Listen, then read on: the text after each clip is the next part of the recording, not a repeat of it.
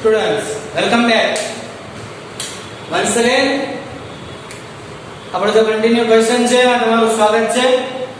લાસ્ટમાં આપણે total 4 point study કરેલા હતા. એ 4 પોઈન્ટમાં હતું કે ભાઈ ગરીબી ઘટાડવાના ઉપાયો. ગરીબી ઘટાડવાના ઘણા બધા ઉપાયો છે. એ ગરીબી ઘટાડવાના ઘણા બધા ઉપાયોમાં આપણે 4 પોઈન્ટ જોયેલા હતા. આજે આપણે પાંચમો પોઈન્ટ જોવાનો છે માનવ મૂડી રોકાણમાં વધારો. તો આપણે સમજો માનવ મૂડી રોકાણ એટલે શું? જો વિકસિત દેશમાં છે ને એક ખાસિયત એ છે કે એ લોકો માનવ મૂડી રોકાણને બહુ સારામાં સારી રીતે સમજે છે. આપણે નથી સમજતા. આપણે માનવ છીએ તો આપણું મૂડી રોકાણ થવું જોઈએ. કારણ કે એ જે મૂડી રોકાણ આપણે વિદ્યાર્થી મિત્રો કરશું તો ભવિષ્યમાં આપણને એનો લાભ મળશે, ફાયદો થશે. ક્યારે આપણે મૂડી રોકાણ કરશું તો શેમાં કરશું? તો કે શિક્ષણમાં કરો, આરોગ્ય ક્ષેત્રે કરો, કોઈ ટેકનિકલ લેવલે કરો, કોઈ સારામાં સારી તાલીમ લઈને કરો. આવા કોઈ ક્ષેત્રમાં માનવ મૂડી રોકાણ કરવાનું હોય છે જે વિકસિત દેશ કરે છે. તો આપણે પણ ધીમે ધીમે છે તે પોઈન્ટ ઓફ વ્યૂ આગળ વધીએ છીએ કે આપણા દેશના જે લોકો છે એ માનવ મૂડી રોકાણ થાય. આપણા દેશના લોકોને જે વિદ્યાર્થીઓ છે ને જે શિક્ષણ મળે, તાલીમ વાળું શિક્ષણ મળે, વ્યવસ્થિત શિક્ષણ મળે, જેથી કરીને ભવિષ્યમાં એ કોઈ પણ પ્રકારે આગળ વધી શકે. એટલે જ ગરીબ તો નો જ થાય. કારણ કે જેનામાં કોઈ પણ આવડત હશે, જેને કોઈ પણ શીખવાની ધગશ હશે, જેને બધું આવડતું હશે, તમે સમજો એ વિદ્યાર્થી, એ વ્યક્તિ કોઈ દિવસ ક્યાંથી પાછો નહીં પડે. શું કામ? કારણ કે એનામાં એબિલિટી છે. હવે એબિલિટી કેળવેલી હોય, ડાયરેક્ટલી ના હોય.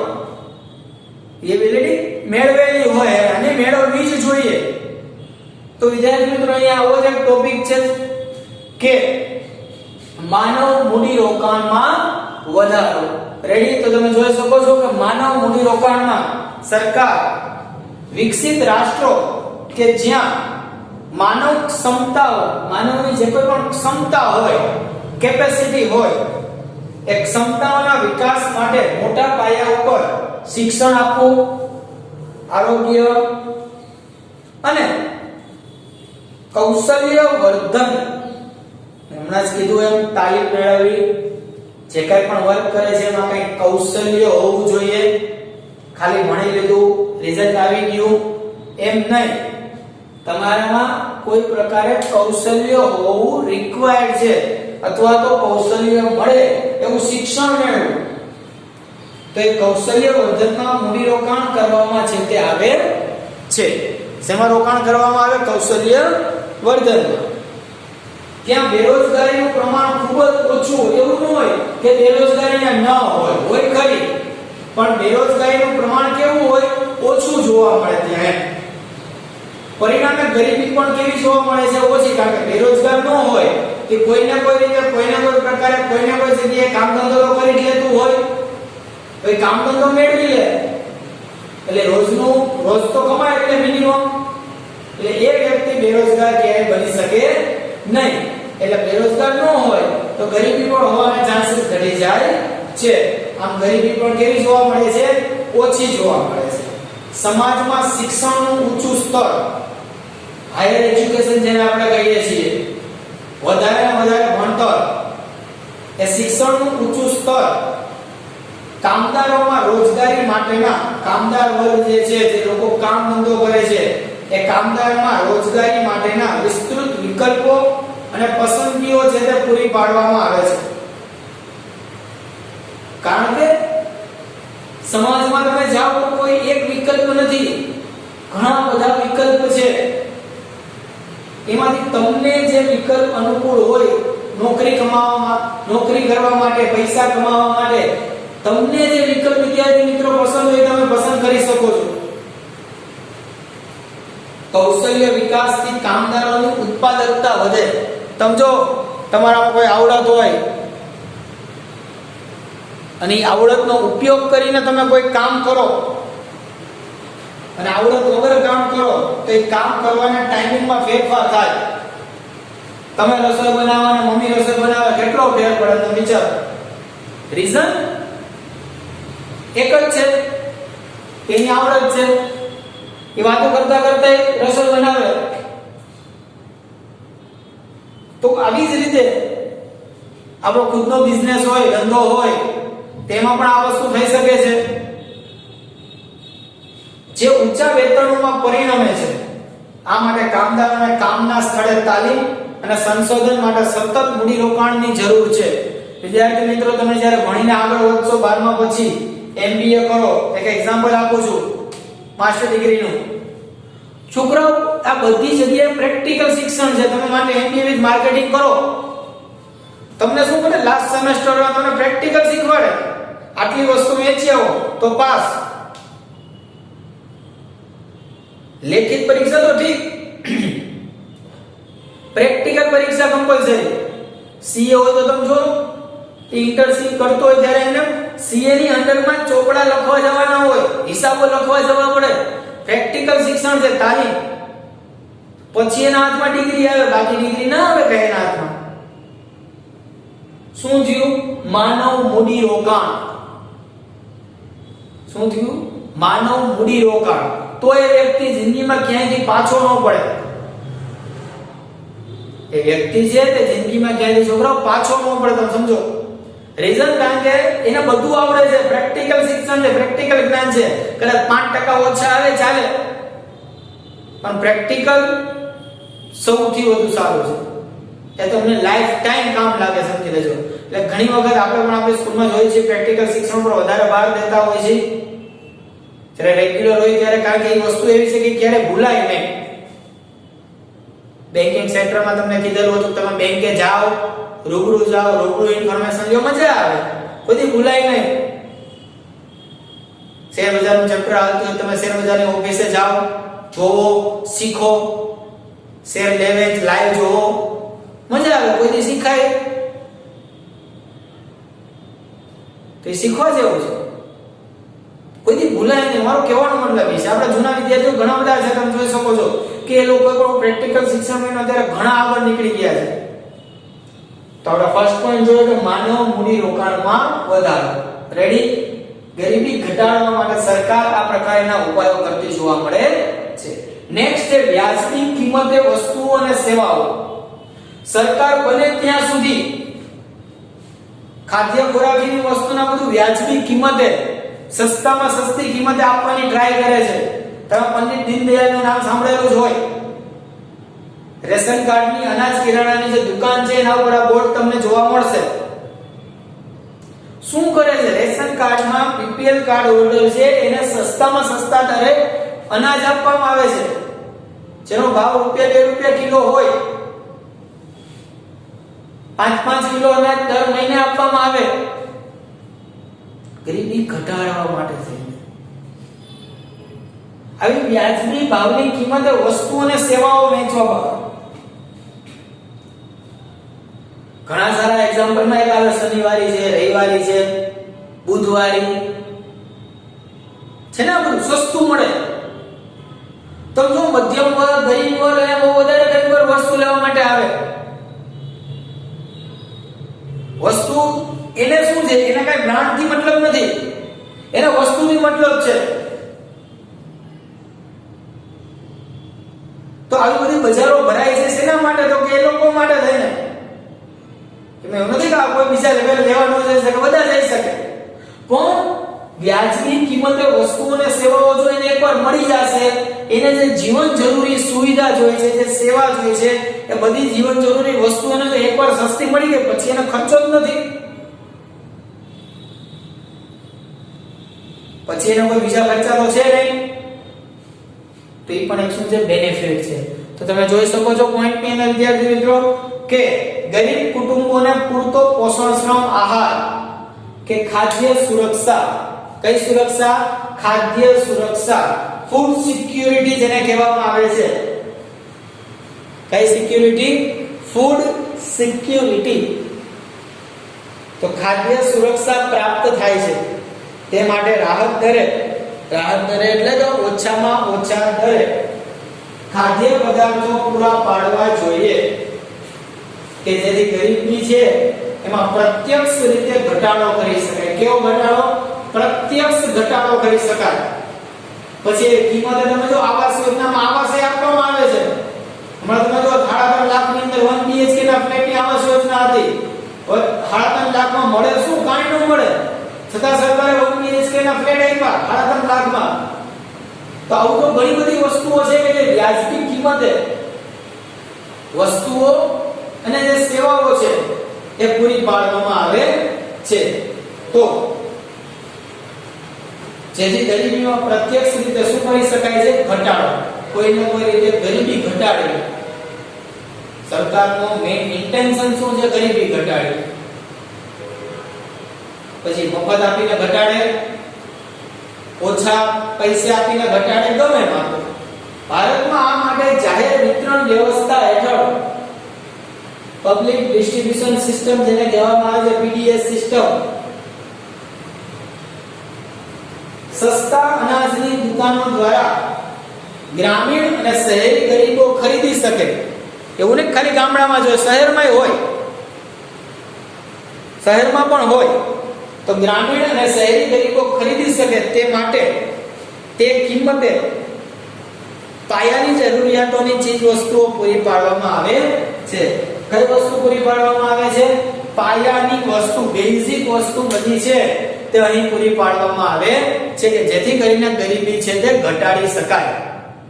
તો અહીંયા બીજો પોઈન્ટ આપણે કમ્પ્લીટ કર્યો, વ્યાજબી કિંમતે વસ્તુઓ અને સેવાઓ પૂરી પાડવી. ગરીબી ઘટાડવા માટે સરકાર માનવ મૂડીરોકાણમાં પણ વધારો કરવાનું કહે છે. બીજું કહે છે વ્યાજબી કિંમતે વસ્તુઓ અને સેવાઓ પૂરી પાડવી. કેવી રીતે? વ્યાજબી કિંમતે વસ્તુ અને સેવાઓ પૂરી પાડવી. ડન. ત્રીજો મહત્વનો પોઈન્ટ છે રોજગાર લક્ષી કાર્યક્રમો કરવા. રોજગાર એટલે શું? સમજી લેજો. સરકાર રોજગાર લક્ષી, લોકો જે બેરોજગાર છે એને જોબ અપાવવી, કામ આપવું. પછી ભણેલો હોય તોય ભણે, નો ભણેલો હોય તોય કઈ વાંધો નહીં, અમુક ધોરણ ભણ્યો હોય તો પણ ચાલશે. આવા લોકો માટે રોજગાર લક્ષી કાર્યક્રમો સરકાર કરે છે. જો રોજગાર લક્ષી કાર્યક્રમ કરવા માટે થઈ અને ઘણા બધા ક્રાઇટેરિયા હોય છે કે તમે અનએમ્પ્લોયમેન્ટ હોવા જોઈએ, તો એના માટે છોકરો એમ્પ્લોયમેન્ટ કાર્ડ કાઢવાનું હોય છે. જેની તમને ઇન્ફોર્મેશન આપું છું. આ પોઈન્ટમાં ઘણા બધા ઇમેજીસ આવશે, બને તો આપણે વિડિયો પણ એક નાનો એડ કરશું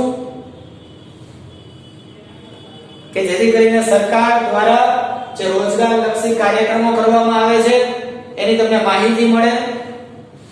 ઘણા બધા છે, એમાંથી આપણે થોડા ઘણા વિશે માહિતી મળશું. છોકરાઓ, બોમ્બાળી બોર્ડમાં એમ્પ્લોયમેન્ટ ઓફિસ છે. છોકરાઓ, ત્યાં તમે આ કાર્ડ કઢાવી શકો છો. એમ્પ્લોયમેન્ટ કાર્ડ કહેવાય. એમ્પ્લોયમેન્ટ કાર્ડ ઘણી બધી રીતે તમને કામમાં આવે. ગવર્નમેન્ટ જોબ, પ્રાઇવેટ જોબ, ઘણી બધી પ્રકારે તમને એમ્પ્લોયમેન્ટ કાર્ડ આવે કામમાં. એનો ભરતી મેળો થાય ઘણી વખત એના સમયે. એ ભરતી મેળામાં ઘણી બધી ગવર્નમેન્ટ કંપનીઓ પણ હોય, કોન્ટ્રાક્ટ બેઝ કંપનીઓ પણ હોય. જો તમારી ક્વોલિફિકેશન એને મેચ કરતી હોય તો તમને ડાયરેક્ટ જોબ મળે, ડાયરેક્ટ ઇન્ટરવ્યુમાં બેસીને જોબ. તો સરકાર રોજગારી માટે ઘણા બધા પ્રકારના કાર્યક્રમો છે તે કરતી હોય છે. સમજી લેજો. આ બધા કાર્યક્રમોમાંથી અમુક કાર્યક્રમો વિશે આપણે અત્યારે ભણવાનું છે, કારણ કે બધા કાર્યક્રમો વિશે ભણવું શક્ય નથી. બને એટલું આપણે વિડિયો દ્વારા જોશું. રોજગારીના સર્જન અને ગરીબી નિવારણ એકબીજા સાથે સંબંધિત છે. સમજી લેજો. ગરીબી નિવારણ માટે રોજગાર લક્ષી મુખ્ય કાર્યક્રમો નીચે પ્રમાણે છે, જેમાં સ્વરોજગારી માટેના કાર્યક્રમો. કયા કાર્યક્રમો? સ્વરોજગારી માટેના કાર્યક્રમો. સ્વ એટલે શું? પોતાની મેળાએ. આઈટીઆઈ માં તમને ખબર જ હશે, tape, TV, mobile, computer repairing આપણા કોર્સ થાય છે 8 ધોરણ પછી. 10 ધોરણ પછી શું છે રોજગાર લક્ષી એક પ્રકારનું કાર્યક્રમ છે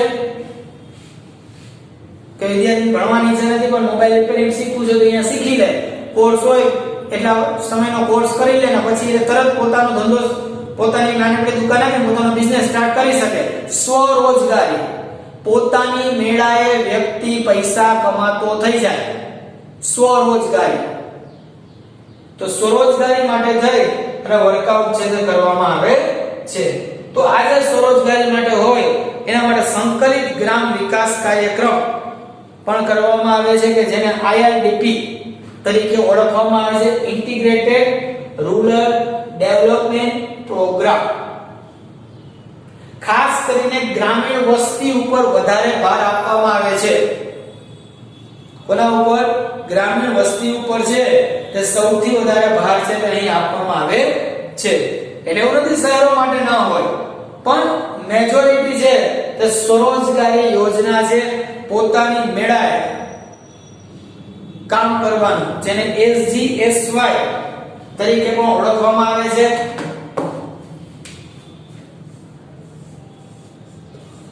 અમને થોડું ઘણું યાદ આવી ગયું છે 10મા ધોરણમાં ગરીબીના ચેપ્ટરમાં આવી અનહદ યોજનાઓ વિશે તમે ભણી ગયેલા હતા જેમાંની SGSY રેડી તો સુવર્ણ જયંતિ ગ્રામ સ્વરોજગાર યોજના શું છે સુવર્ણ જયંતિ ગ્રામ સ્વરોજગાર યોજના તો સરકાર આવી યોજનાઓ કરે છે જેના વિશે આપણે જોવાનું છે કે છઠ્ઠી યોજનામાં ગ્રામીણ ગરીબો માટે શું કરેલું છે તો કે વિવિધ એજન્સીઓ દ્વારા તમે કીધું ઘણી બધી પ્રાઇવેટ એજન્સીઓ પણ હોય અને આપણે જે રોજગાર કચેરી કીધી એ પણ ચાલે એ એજન્સીઓ દ્વારા ઘણા કાર્યક્રમો ચલાવવામાં આવતા હોય શું ચલાવવામાં આવતું હોય ઘણા બધા કાર્યક્રમો કે જેમાં ભરતી મેળો એક શબ્દ છે કે એમાં ઓનલાઈન જોબ આપવામાં આવે એનો ઇન્ટરવ્યુ ના બધી વસ્તુ છે એ વ્યવસ્થિત ગોઠવવામાં આવે પણ એના જે પ્લેસીસ હોય એટલે જે જગ્યા હોય એ ગવર્નમેન્ટે નક્કી કરેલી હોય એ પ્લેસ પર જ હોય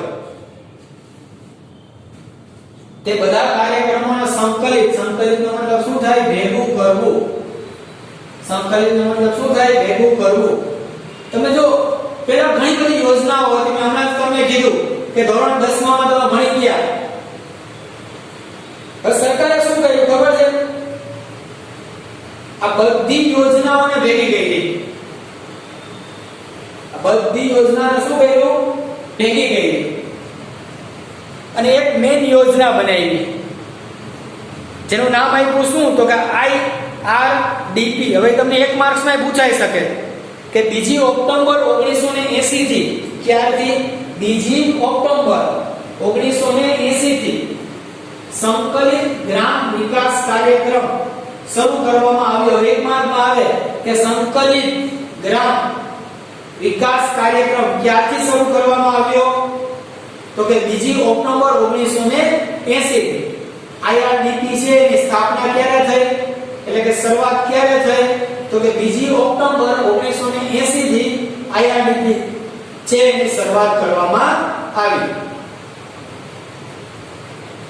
હવે IRDP નો મૂળ ઉદ્દેશ શું હતો IRDP ની શરૂઆત કરી બહુ સારું તો IRDP નો મુખ્ય ઉદ્દેશ શું તો કે ગરીબ પરિવારો છે એ ગરીબ પરિવારોમાં સ્વરોજગારીને પ્રોત્સાહન આપવું કોને પ્રોત્સાહન આપવું સ્વરોજગારીને પ્રોત્સાહન આપવું કે જેથી ગરીબી રેખાની નીચે વધુ આવક પ્રાપ્ત કરી શકે શું પ્રાપ્ત કરી શકે વધુ આવક પ્રાપ્ત કરી શકે આ કાર્યક્રમમાં ખાસ લક્ષિત જૂથો ઉપર ધ્યાન કેન્દ્રિત કરવામાં આવ્યું જેમાં નાના તેમજ સીમાંત ખેડૂતો કે જે ખેડૂતો પાસે એટલી બધી મૂડી નથી તો એવા ખેડૂતો સીમાંત ખેડૂતો કે જે બીજાના ખેતરમાં કામ કરવા જાય છે ગણોતિયા આ બધા ઉપર વધારે ધ્યાન આપ્યું તમને યાદ જ હશે મનરેગા યોજના આપણે એના વિશે પણ આવશે પણ મનરેગા યોજના 1 વર્ષમાં 100 કલાક 100 દિવસનું કામ આપવામાં આવશે કુટુંબના મિનિમમ એક વ્યક્તિને રોજગારી આપવામાં આવશે તો આ કાર્યક્રમમાં ખાસ આવા લોકો ઉપર ધ્યાન આપવામાં આવ્યું. ખેત મજૂરો તેમજ ગામડાના કારીગરોનો સમાવેશ આની અંદર કરવામાં આવે છે. અને તમે જોઈ શકો છો કે આ રીતે આઈઆરડીપી કાર્યક્રમ ગરીબી વિરોધી કાર્યક્રમમાં રૂપમાં જોવા મળ્યો. એટલે ગરીબીનો વિરોધ કરવાનો, ગરીબી કેમ દૂર કરવી, એમાં આઈઆરડીપી એ છોકરાઓ બહુ સારું કામ કર્યું છે, હજી પણ કરી રહેલી છે. આઈઆરડીપી જે સંસ્થા છે તે ઘણું બધું કામ કરી રહેલી છે. જે તે પ્રદેશ પૂરતું ઘણું બધું કામ છે તે આઈઆરડીપી દ્વારા છે તે કરવામાં આવી રહ્યું છે. હવે તમે જોઈ શકો છો જે એક માર્કમાં પૂછી પણ શકે ને જો આપણે પોઈન્ટ લખીએ તો તમારે આ લખવું પણ પડે. સમજી લેજો કે સ્વરોજગારી માટેના જે કાર્યક્રમ છે, સ્વરોજગારી માટે જે કાર્યક્રમ છે આઈઆરડીપી, એમાં કયા કયા કાર્યક્રમનો સમાવેશ થતો હતો તમે સમજો. તો પહેલું છે આઈઆરડીપી સંકલિત ગ્રામ વિકાસ કાર્યક્રમ. શું આવે છે? સંકલિત ગ્રામ વિકાસ કાર્યક્રમ. બધું તમને ફૂલ ફોર્મમાં આવે. આ બધાયના ફૂલ ફોર્મ તમારી ટેક્સ્ટ બુકમાં લાસ્ટ પેજ ઉપર તમને મળી જશે. અને આપણે લીધો આપશું પછી એમાં પણ તમને મળી જશે. પણ ટેક્સ્ટ બુકમાં પાછળના પેજ ઉપર આ બધાના ફૂલ ફોર્મ મળી જાય. આ તમને એક માર્ક્સમાં પણ પૂછી શકે એટલે ખાસ ધ્યાનમાં રાખજો. ત્યાર પછી છે ટ્રાઇસિપ, સ્વરોજગારી માટે ગ્રામીણ યુવાનોને તાલીમ આપવાની. ગામડાના જે યુવાનો છે એ યુવાનોને તાલીમ આપવાના કાર્યક્રમો, એને જે કક્ષામાં જવું હોય, જે ફિલ્ડમાં જવું હોય એ ફિલ્ડની અને જરૂર પ્રમાણે શું આપવાનું? તાલીમ. ત્યાર પછી DWCRA ગ્રામીણ વિસ્તારમાં સ્ત્રીઓ અને બાળકોના વિકાસનો કાર્યક્રમ. ત્યાર પછી છે MWS 10 લાખ કુવાની યોજના. તમે સમજો જ્યાં સરકાર છે તે સિંચાઈ યોજનાથી, જ્યાં સરકાર છે તે સિંચાઈ યોજનાથી પાણી પહોંચાડી શકતી નથી, ત્યાં કુવાઓનું ખોદકામ કરી અને પાણી પહોંચાડવાની યોજના, એટલે 10 લાખ કુવાની યોજના. SITRA ગ્રામીણ કારીગરો માટે સુધારેલી ટૂલ કિટ પૂરી પાડવી. કે જે કડિયા કામ કરતા હોય તો કડિયા કામના જે ઓજારો છે, જરૂર હોય સાધનો, એ ઇલેક્ટ્રિક રિપેરિંગ હોય તો ઇલેક્ટ્રિકના સાધનો, કોમ્પ્યુટર રિપેરિંગ હોય તો એના માટે જે ટૂલ કિટ આવે, તો આ ટૂલ કિટ આપી જેથી કરી શું થાય કે એનો ખર્ચો એને આવડી તો ગયો હાલો, પણ એના માટે જે જોઈતી જે ટૂલ કિટ છે એ અહીં આપવામાં આવે છે. ગંગા કલ્યાણ યોજના, તો તમને ખ્યાલ જ છે કે ગંગા નદી છે જે પોલ્યુશનમાં ઘણી બધી છે, જેના કારણે ગંગા નદી સાફ કરવાની. તો તમે જો જે લોકો તરવૈયા છે, જે લોકોના આવડે, જે લોકોને આવા કામ સોંપવામાં આવે, મૂળ એને રોજગારી આપવાની. 1 એપ્રિલ, હવે તમે સમજો 1999 થી આઈઆરડીપી અને તેની સાથે સંકળાયેલી અન્ય યોજનાઓને ભેગી કરી તેને સ્વર્ણ જયંતિ ગ્રામ સ્વરોજગાર યોજના SGSY નામ આપવામાં આવ્યું. સમજો આઈઆરડીપી છે એમાં શું થઈ ગયું? SGSY સ્વર્ણ જયંતિ ગ્રામ સ્વરોજગાર યોજના. આ યોજનામાં ગામડાઓમાં ટચુકડા ઉદ્યોગોના વિકાસ માટે સ્વ સહાય જૂથ, જે હેન્ડીક્રાફ્ટ ના બધા કહેવાય, સ્વ સહાય જૂથ, માળખાકીય મદદ, ટેકનોલોજી, ધિરાણ, ઉત્પાદિત વસ્તુઓનું બજાર માટેની સુવિધા, કે પોતે જે વસ્તુ બનાવે છે એ વેચવી કે એ તો પોતે વેચવા જઈ ન શકે, તેના માટે આજુબાજુમાં બજાર ઊભું કરવું, આવી બધી સુવિધા પણ એને આપવામાં આવે. ગ્રામીણ ગરીબોને પૂરી પાડવામાં આવે છે. તો તમે જો આઈઆરડીપી છે એ SGSY થઈ ગયું કે જેથી કરીને આ બધી જે યોજનાઓનો લાભ બધાને મળે, બધા પ્રકારે મળે. રેડી? તો સરકાર તમે જો ગરીબી ઘટાડવા માટે બધા ઉપાયો કરે છે. હજી પણ ઘણા ઉપાયો છે જે આપણે નેક્સ્ટ લેક્ચરમાં જોશું. આજે 3 મુદ્દાઓ આપણે જોયા આમાં છે કે જેની પણ ડિટેલ જોયા બધું તમારે બુકની અંદર રાઈટ ડાઉન કરવાનું છે. કારણ કે આ બધા પોઈન્ટ જ છે. આમાંથી તમને જે સહેલા લાગે એ પોઈન્ટ તમારે એક્ઝામમાં લખવાના હોય. તો બધા પૂછાય તો બધા લખવા પડે, પણ શક્યતા બહુ ઓછી છે. માઇન્ડેડ? હવે આઈઆરડીપી ના પોઈન્ટ છે તમને ફૂલ ફોર્મમાં 1 માર્ક્સમાં અલગ અલગ રીતે પૂછી શકે. ઓકે, તો આજના લેક્ચરમાં જે આપણે 3 પોઈન્ટ જોયા હતા, 3 પોઈન્ટ તમારે લખવાના છે. લાસ્ટમાં આપણે છે જે 4 પોઈન્ટ જોયા હતા, ત્યાર પછી આપણે 3 પોઈન્ટ જોયા. તો જેમ આપણે લેક્ચર આગળ જશે એમ આપણે આગળ ભણશું. ડન. તો અહીંયા સુધીનું તમારે વર્કઆઉટ છે તે તમારી બુકની અંદર કરવાનું રહેશે. Thank you.